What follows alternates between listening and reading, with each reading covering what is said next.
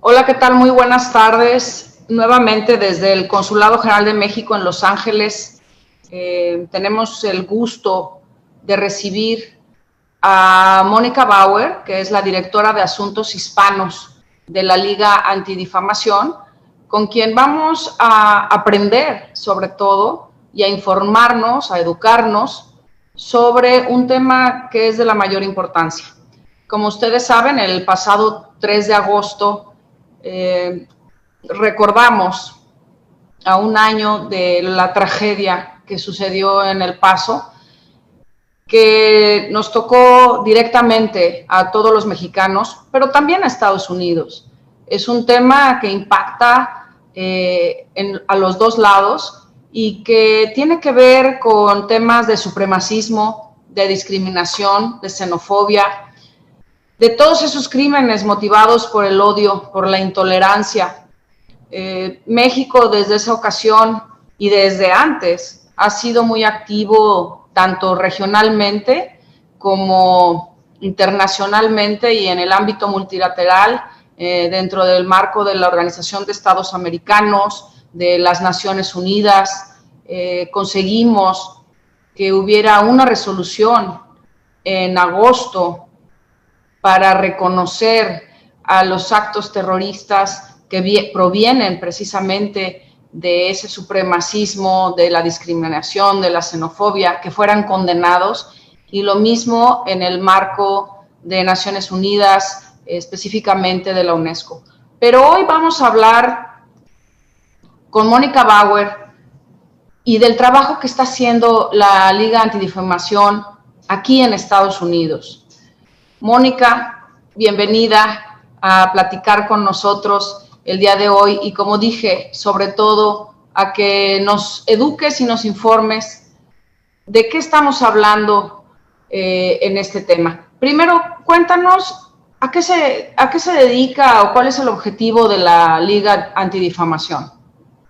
Bueno, nuestra organización, que en inglés nos conocen como ADL o en español ADL, somos una organización que lleva trabajando estos temas de odio y discriminación, fundada en 1913 con la misión de detener la difamación del pueblo judío y asegurar un trato justo para todos. Entonces, hace más de 100 años, nuestros fundadores se juntan. Mucho tiene que ver el antisemitismo tremendo que había en esa época y un crimen de odio que hubo en el estado de Georgia. Entonces, en ese sentido, crean esta organización con muy poquita gente y rápidamente empieza a crecer por la necesidad que hay en Estados Unidos de tener una organización que ayude a combatir el antisemitismo, el racismo, la xenofobia, la homofobia. O sea, desde el inicio de nuestra organización, fuimos creados con el objetivo de combatir el odio y proteger a la sociedad de este tipo de ideologías, y no nada más de ideologías, sino de gente que toma las armas, como decíamos, de esta persona que atacó en El Paso, ¿no? Entonces, con esta misión llevamos más de 100 años trabajando, tenemos una alianza con los consulados de México, con el gobierno de México, y llevamos ya varios años trabajando estrechamente el tema de la xenofobia, ¿no? Sí, aquí es importante, Mónica, porque en el imaginario colectivo ADL se dedica, bueno, desde su concepción, que empezó a abogar por el tema de la población judía, que era discriminada, pero no es solamente para los judíos, ¿correcto? Correcto. Y es importante además enfatizar que desde su fundación fue así. O sea, no fue de que cambió en algún momento. Desde su fundación, la misión ha sido combatir el odio hacia todos los grupos de personas. O sea, no solamente es una cuestión actual, sino que desde la fundación. Eso es importante que lo tengamos en mente. Y exactamente mencionaste la alianza que tienen con los 50 consulados, que inició ya hace algunos años, lo recuerdo, y nos empezaste a dar talleres sobre el tema, ¿recuerdas? Sí, lo que pasa es que hemos visto un incremento importante en los crímenes de odio, más o menos a partir del 2015. Sobre todo dirigidos a la comunidad hispana, a la comunidad migrante, a la comunidad latina y obviamente a la comunidad mexicana. Y entonces, en este sentido, fue cuando empezamos a hacer esta alianza con, tenemos un memorándum de entendimiento incluso con el Gobierno de México, y empezamos a dar talleres al personal de los consulados en los temas de crímenes de odio, incidentes de odio, bullying, y esta ideología del supremacismo blanco que es extremista y que es xenófoba, a la cual se adhirió esta persona que hizo el ataque tan terrible en El Paso. Y tú desde tu cargo como directora para asuntos hispanos en la Liga Antidifamación, ¿qué haces principalmente? Bueno, mi trabajo es consolidar las relaciones que tenemos con las organizaciones latinas y crear nuevas relaciones para ver cómo juntos, en alianza, en coalición, podemos combatir el odio. O sea, nuestro objetivo es combatir el odio y la discriminación, y lo que queremos es hacemos alianzas no nada más con grupos hispanos, sino también con grupos de la comunidad afroamericana, de la comunidad LGBT, o sea, cualquier grupo que es vulnerable y que es víctima de este tipo de cosas, tratamos de hacer esas alianzas. Entonces, yo me especializo por la cuestión del lenguaje, de que también soy una migrante mexicana, en las comunidades hispanas. Claro, y así como hay una dirección para asuntos hispanos, también hay una dirección, por ejemplo, para asuntos afroamericanos de otras minorías. Bueno, tenemos un departamento que se enfoca a eso. En este sentido, yo soy, digamos, la suertuda, que tengo un enfoque más específico, pero sí tenemos un equipo que se dedica a lo que se llama Community Engagement, o sea, cómo hacer estas alianzas en diferentes comunidades. Y también tenemos un director de asuntos interreligiosos, porque también trabajamos con la comunidad musulmana, con la comunidad sikh, con la comunidad hindú. Entonces, en este sentido, buscamos, por lo mismo de que nuestra misión es combatir el odio hacia cualquier persona, buscamos crear estas alianzas con grupos y ver cómo nos podemos apoyar, cómo nos podemos ayudar. Nosotros creamos muchísimos recursos que tenemos incluso en varios idiomas y que podemos compartir y traer a las comunidades. Y hablando de eso, Mónica, fíjate que te quiero compartir que aquí en Los Ángeles lo que hemos visto, de acuerdo a la información que recibimos de las autoridades, como sabes, hay una comisión especializada en el condado de Los Ángeles que trata estos temas. Y sobre todo, a mí me preocupa el tema de la interseccionalidad, es decir, el que seas, por ejemplo, hispano, que seas moreno como yo, que seas vulnerable, que seas mujer. ¿Cómo todos esos factores contribuyen a ponerte en una situación de riesgo? ¿Tú cómo ves eso? Bueno, creo que esta es una sociedad extremadamente diversa. Ustedes están en Los Ángeles, conocen esta diversidad, este multiculturalismo. No es nada extraño conocer a alguien que tenga, digamos, la piel oscura y que además hable francés y que venga de Europa y que además sea gay. O sea, no es nada extraño ver este tipo de identidades múltiples, ¿no? Y en ese sentido, estas personas son a veces más vulnerables a este tipo de ataques, de crímenes de odio, de incidentes de odio, porque la gente muchas veces te quiere encasillar, ¿no? En una sola identidad. Y la verdad es que en nuestra sociedad muchas personas tenemos varias identidades, ¿no? Yo me incluyo en ese grupo de que tenemos varias identidades. Entonces, a pesar de que cuando definimos lo que es un crimen de odio hablamos de ciertas identidades, muchas víctimas caen en varias de esas identidades. Claro, y ahora que estás hablando de las víctimas y vamos a empezar a saber qué es un crimen de odio, Mónica. Bueno, un crimen de odio es algo fácil de definir y espero que para todos les quede muy claro. Lo primero que hay que entender de un crimen de odio es que ante todo tiene que haber un crimen. O sea, ¿tiene que haber un qué? Un crimen, un delito. Si no hay delito, no hay crimen de odio. Entonces estamos hablando de que tiene que ser o vandalismo, o un incendio provocado, golpes, homicidio, cualquier cosa que esté dentro de la definición de un delito, un crimen. Pero lo que lo hace especial es que es contra una persona o propiedad, ya sea puede ser contra un individuo, contra un grupo de personas, pero también puede ser contra una mezquita, puede ser contra un centro cultural mexicano, puede ser contra un bar gay, o sea, una propiedad, cuando la víctima es intencionalmente seleccionada por una de las siguientes características. Y las características protegidas en la ley son raza, religión, origen nacional, etnicidad, género, identidad de género, orientación sexual y discapacidad. Esas son todas las características que están protegidas. Entonces, básicamente tenemos un delito contra una persona o propiedad, pero la víctima es seleccionada por una de esas características. Y como decíamos hace un segundo, puede ser una o varias, ¿no? No tiene que ser solamente una. Pero eso es lo que hace un crimen de odio, sí. por ejemplo, en la calle va una persona que tiene una orientación sexual, digamos que es homosexual, y va por la calle y de repente una persona le roba, ahí comete un delito, es un crimen, lo está robando y lo golpea. ¿Cómo? Si ese es un delito, el delito del robo, pero esta persona que fue agredida, más bien el agresor no sabía que era homosexual. Entonces, ¿también se puede configurar ahí un crimen de odio o no? ¿Cómo sabemos distinguir esa situación? Es perfecta esta pregunta, porque para poder comprobar que hay un crimen de odio necesitamos tener evidencia de que el atacante atacó a esa persona por una de las razones que dijimos, por su identidad, por una de estas características de su identidad. Si la persona a la hora que le quitan el bolso o lo golpean, le dicen, híjole, no quiero usar las palabrotas, pero palabrotas referentes a gente que es homosexual, ahí podría ser un caso de un crimen de odio. Porque en ese caso podemos pensar que el atacante le quita el bolso, pero lo ataca físicamente porque sabe que es homosexual. Entonces, en ese sentido, sí podría ser un crimen de odio. Si el fiscal, si el investigador no puede comprobar que el atacante eligió a esa persona por una de estas características de su identidad, entonces es solamente un crimen, no es un crimen de odio.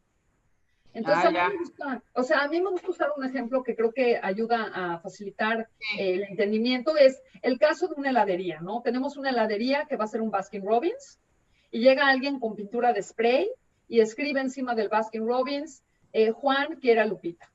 Entonces, tenemos el crimen de vandalismo.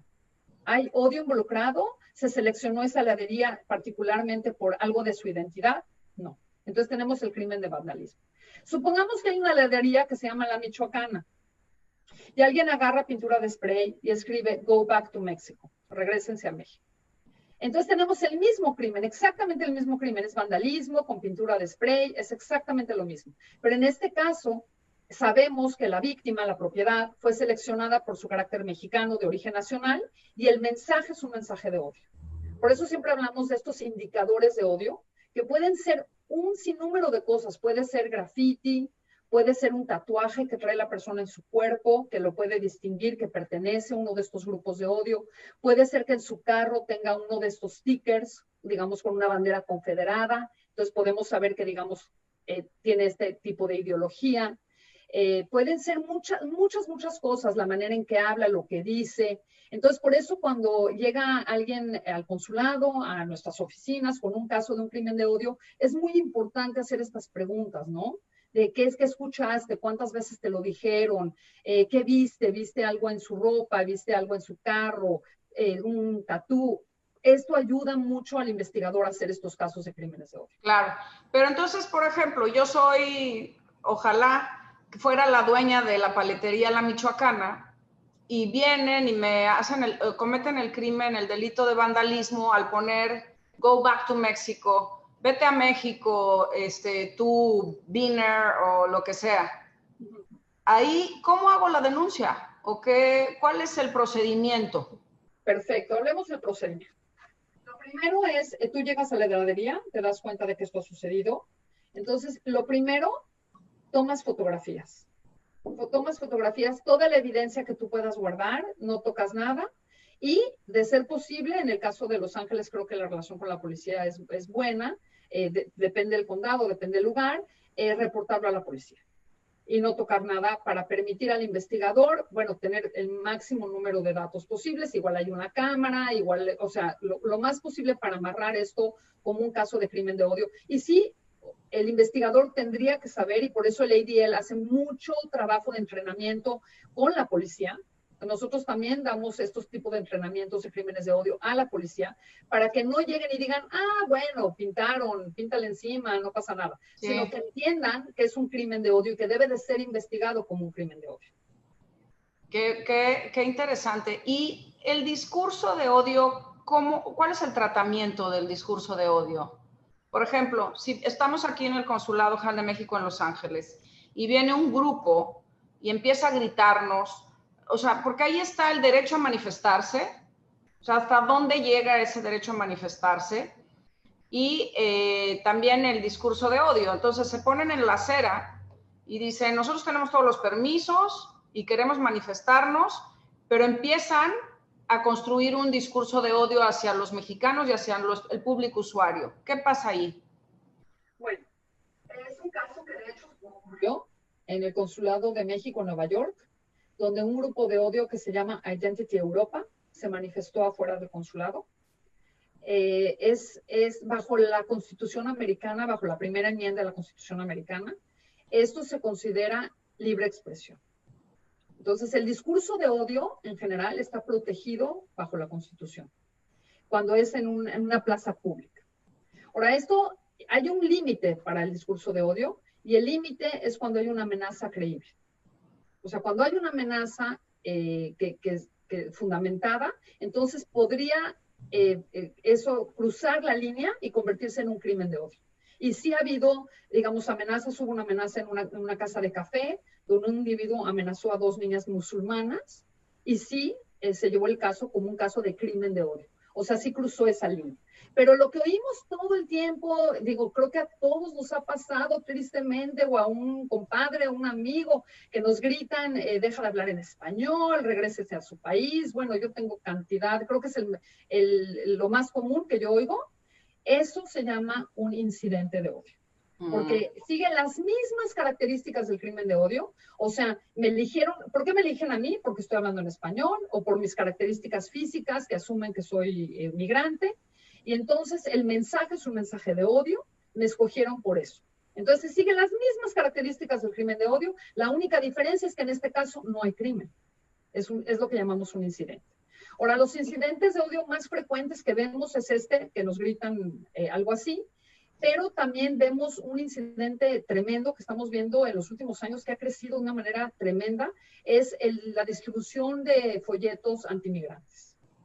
Sobre todo en campuses universitarios, donde estos grupos de odio están tratando de reclutar gente joven. Y es una de las cosas que le voy a pedir a tu público, que por favor, si ven este tipo de folletos, incluso algunos dicen que por favor llames a ICE, si conoces gente indocumentada, y viene el número ahí para ya sabes, denunciarlos. Entonces, que por favor tomen fotografía de estos folletos, o los tomen y los reporten a nosotros, porque nosotros tenemos un centro sobre extremismo que lleva el conteo y busca e investiga este tipo de grupos. Entonces, eso nos ayuda muchísimo. Muy bien. Y nosotros vamos a difundir, siempre estamos difundiendo, porque tenemos esta gran colaboración con la Liga Antidifamación, el número de teléfono, la página de internet, para que sepan en dónde poder hacer estas denuncias o mandar esta información tan importante. Entonces, lo que comentaste y se ha hecho viral muchas veces es que vamos al supermercado o algo, y entonces nos encontramos con una persona que, ¿por qué hablas español? Y vete de aquí, tú no perteneces. ¿Cuál es la actitud que debemos adoptar, Mónica? Pero ojo con eso, porque si estamos adentro de un supermercado, estamos adentro de un restaurante, ese es un negocio privado, esa ya no es la plaza pública. El ejemplo anterior que hablamos era que alguien se manifiesta en la plaza pública, o yo estoy caminando en la calle y me grita, ¿no? Sí. En el momento en que algo igualito me pasa dentro de un restaurante, adentro del supermercado, es realmente responsabilidad del gerente, del dueño, expulsar a esa persona de su propiedad, ¿no? Por eso nosotros llamamos a la gente que tiene este tipo de negocios a que tenga esta autoridad moral de no permitir este discurso de odio. El discurso de odio no necesariamente tiene que estar permitido en un negocio privado. Y lo mismo aplica a las plataformas de redes sociales. Por eso nosotros hacemos mucho trabajo en cuanto al odio que se está dispersando en redes sociales. Porque las redes sociales al final del camino son un negocio, no son la plaza pública. Entonces, si alguien está difundiendo este tipo de odio en contra de mexicanos, en contra de gays, en contra de judíos, es la responsabilidad de este negocio, del gerente dueño de este negocio, de expulsarlos. Entonces, ahí son los límites del discurso, ¿no? De lo que se llama freedom of speech, ¿no? Del discurso. ¿Y qué sugieres que hagamos en esa situación? Por ejemplo, estamos ahí en el supermercado y nos empiezan a agredir, porque es un momento, es una agresión. O sea, ¿qué hacemos? ¿Cómo reaccionamos? Mira, llevo tantos años trabajando este tema, cuando me pasa, me quedo helada. O sea, la verdad es que a pesar de que conozco que sé que pasa mucho y todo, en el momento en que me han agredido a mí, sientes como que te congelas. Creo que lo más importante es acordarnos que todos tenemos un celular donde podemos registrar muchísima de esta información. Es posible que en el restaurante, en el supermercado, también haya gente alrededor que nos pueda apoyar tomando una fotografía, tomando un video. Pues, yo lo que recomiendo es tener esta evidencia de ser posible, ya sea que alguien cerca de nosotros la consiga o algo, tener esta evidencia. Y bueno, podemos ir con el gerente de la tienda y decir, oye, este individuo me acaba de decir esto y esto y esto. Ahora, eso no nos asegura, ¿no?, que el gerente tome las medidas adecuadas, pero sí hemos visto que gente ha tomado medidas correctas. Hemos visto muchos casos desde que empezó esta pandemia, de casos donde hay gente que usa máscaras en supermercados, de hecho, donde yo vivo aquí en San Diego, con suásticas. Entonces, este es un mensaje, pues, de odio, ¿no? El traer la máscara, pero el mensaje es claramente de odio, ¿no? Y sí ha habido instancias donde llega el gerente de la tienda y dice, señor, o sea, no, ese símbolo de odio aquí no se permite. Y si, por ejemplo, yo grabé la agresión, voy con el gerente y le digo, y él no hace nada, ¿yo puedo demandarlo también al gerente del comercio en el que estoy? No sé si valdría la pena una demanda civil, pero sin duda alguna vale la pena escribir, por ejemplo, incluso estos negocios siguen mucho sus redes sociales, ¿eh? Ponerles algo con una fotografía de, en esta tienda me agredieron porque estaba yo hablando en español y el gerente no quiso hacer nada. Y eso puede tener un mayor impacto que muchas otras cosas. Porque como sabemos, ahorita todo el mundo está siguiendo las opiniones de los consumidores, de los clientes en redes sociales. Eso puede tener un gran impacto. Una carta a la central, digamos, de este negocio. O sea, hay muchas cosas que se pueden hacer que pueden ser muy efectivas. Ah, ya. Y, por ejemplo, Mónica, nosotros en el consulado muchas veces, o algunas veces, la verdad es que no tantas, hemos recibido correos que nos dicen, váyanse de nuestro país, ¿qué están haciendo aquí protegiendo a los mexicanos? Porque ustedes son una lacra y etcétera, etcétera, etcétera. ¿Qué podemos hacer ahí? Bueno, es importante guardar estas cartas, como siempre decimos, estos correos electrónicos, y definitivamente si son amenazantes o si son violentos, es muy importante reportarlos a las autoridades. Porque además no sabemos, es importante tener este registro, reportarlo, porque no sabemos si este es un individuo que esté a punto de tomar una arma y hacer un acto de violencia. Ellos pueden tener igual correos similares que llegaron a otros consulados. O sea, por eso es importante denunciar este tipo de cosas, porque los expertos sabrán si este es un caso único de alguien que está frustrado y que no significa necesariamente algo, pero sí es una tendencia y hay que conectar los emails y darse cuenta de que todo esto está viniendo de una persona. Claro. De hecho, hablando del Paso, en nuestro Centro sobre Extremismo tiene detectados 18 casos de extremismo, de planes que no no se llevaron a cabo, planes de extremistas para atacar gente en el último año. Entonces fueron las autoridades estatales, locales, federales que detuvieron este tipo de ataques, pero tenemos contados 18 casos. Sí, eso es increíble porque nos damos cuenta cuando se lleva a cabo, se comete el delito, ¿no? La conducta ilícita, pero muchos otros son detenidos. Y en ese sentido me gustaría, Mónica, hablar un poquito, y ya que tocaste lo del Paso, porque lo del Paso fue una tragedia, un ataque producto de una persona, yo lo atribuyo a una completa ignorancia de la historia compartida. Hablaba de la invasión de los mexicanos, por Dios, o sea, hay que saber cuál es la historia para saber quiénes fueron los que invadieron, ¿no?, el territorio mexicano. Pero más allá de eso, y nosotros, el gobierno de México lo ha denunciado y exitosamente como un ataque terrorista, ¿no?, que va un poco más allá del delito que puede ser de asesinato. Entonces, ahí, ¿cómo trabajan ustedes? Porque ya no nada más es actuar con la policía, sino también con las autoridades a nivel federal y en este caso el FBI. Entonces, ¿ustedes cómo actúan cuando se trata de un acto terrorista? Bueno, nosotros estamos sumamente preocupados por este tipo de terrorismo doméstico, que en el 2019 fue extremadamente activo. Recordemos que hubo 2 sinagogas atacadas, una con 11 muertos en Pittsburgh, y curiosamente esa sinagoga que se llama The Tree of Life, el árbol de la vida, fue atacada porque los miembros de esta sinagoga apoyaban a los migrantes.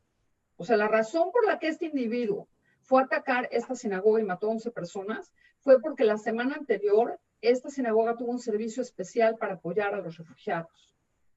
Entonces, estamos o sea, obviamente es un tema, el terrorismo doméstico, que nos preocupa muchísimo, y uno de los trabajos que estamos haciendo es a nivel legislativo, con el Congreso, porque es algo que hemos visto que ha crecido de una manera asustante, ¿no?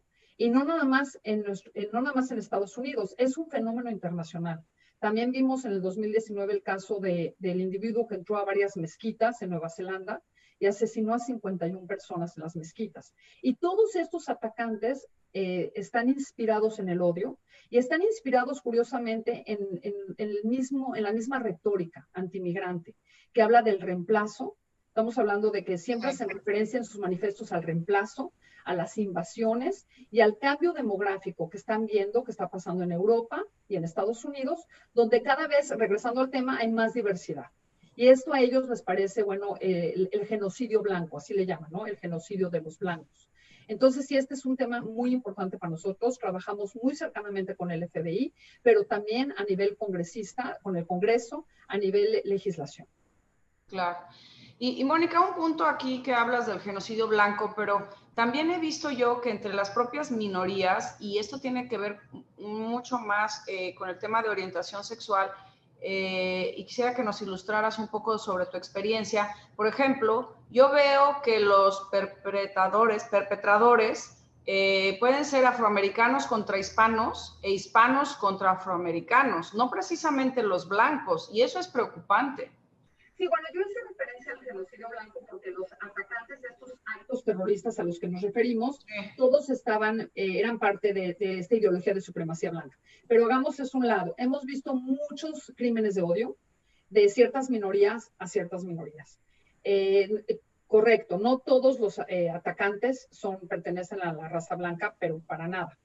Es algo muy importante que entre todos los grupos tengamos esta educación de respeto, ¿no? Por eso este tipo de educación no es nada más de un lado. Tenemos obviamente además muchos aliados en la población blanca, las minorías, muchísimos, yo diría la mayoría.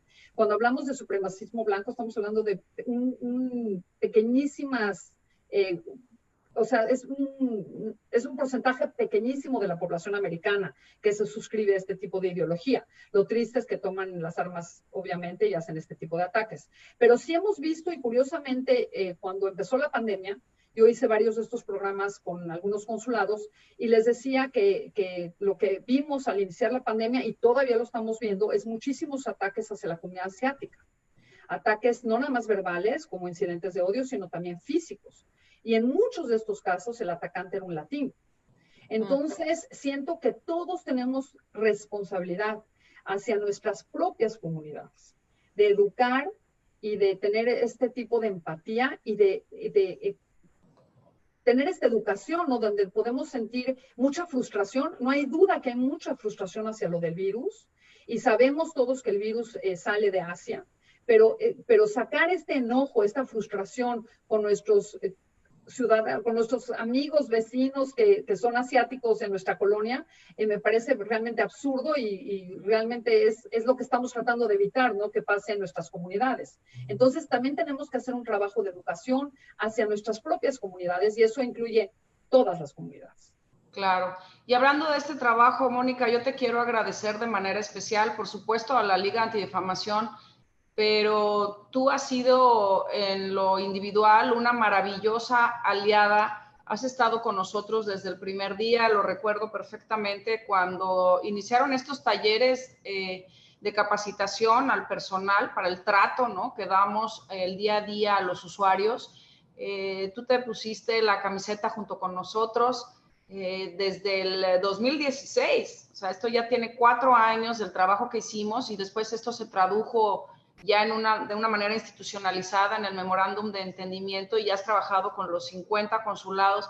Eres una profesional, eres comprometida. Muchísimas gracias, Mónica. Y yo sé que este trabajo de la Liga Antidifamación continúa y continúa con nuestra embajadora mañana, uno de los eventos, no sé si nos quieras comentar, la embajadora Marta Bárcena va a estar con directivos de ADL.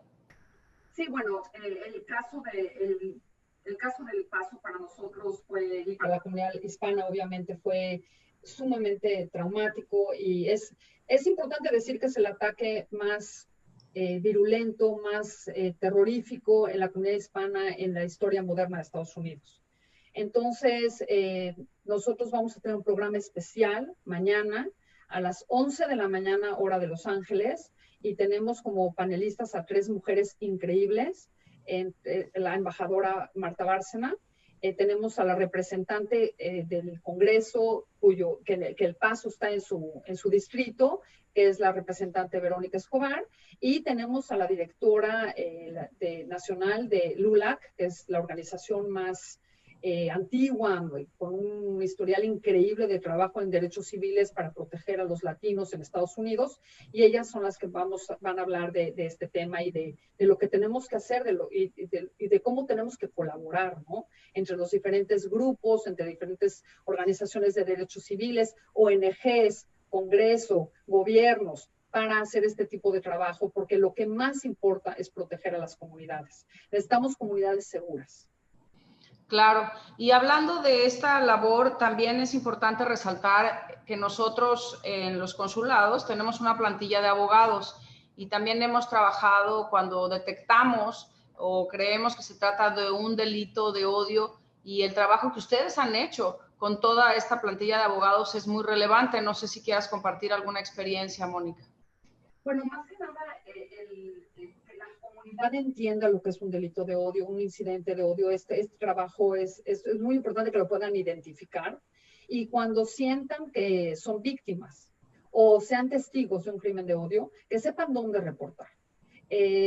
Sabemos que hay mucha reticencia por muchas razones en la comunidad a acercarse a las autoridades. Entonces, nosotros ofrecemos las oficinas de ADL, tenemos 25 oficinas regionales en Estados Unidos, pero también gracias a esta alianza que tenemos con los 50 consulados de México, ustedes pueden denunciar uno de estos delitos de odio en los consulados, así como en otras organizaciones de derechos civiles. Por supuesto. Bueno, Mónica, te dejaría la palabra para que cerraras esta conversación tan importante, con tanta información. Nos has educado y nos seguimos educando. Estamos de verdad muy satisfechos del trabajo que hacemos con la Liga Antidifamación, con tus colegas aquí en Los Ángeles, con Natán, que le mandamos una felicitación por su cumpleaños, es el día de hoy. Y bueno, Mónica. Pues yo quisiera acabar con un tono, positivo. O sea, el futuro son nuestros hijos, nuestros nietos, y queremos crear un mundo mejor para ellos. Ese es el trabajo que estamos haciendo, ¿no? Entonces es importante que todos participemos de ese trabajo, que todos pongamos nuestro granito de arena para evitar que los estereotipos fructifiquen, para evitar que haya discurso de odio. Cuando escuchemos un chiste haciendo de menos a una raza, a una religión, tenemos que entrar y decir, ¿sabes qué? No es chistoso hablar mal de la gente. Tenemos que hacer las cosas que tenemos que hacer, porque al final del camino las palabras importan. Y todos, como padres de familia, como maestros, todos podemos hacer algo. Entonces, bueno, yo los invito a que todos participen de este movimiento en contra del odio.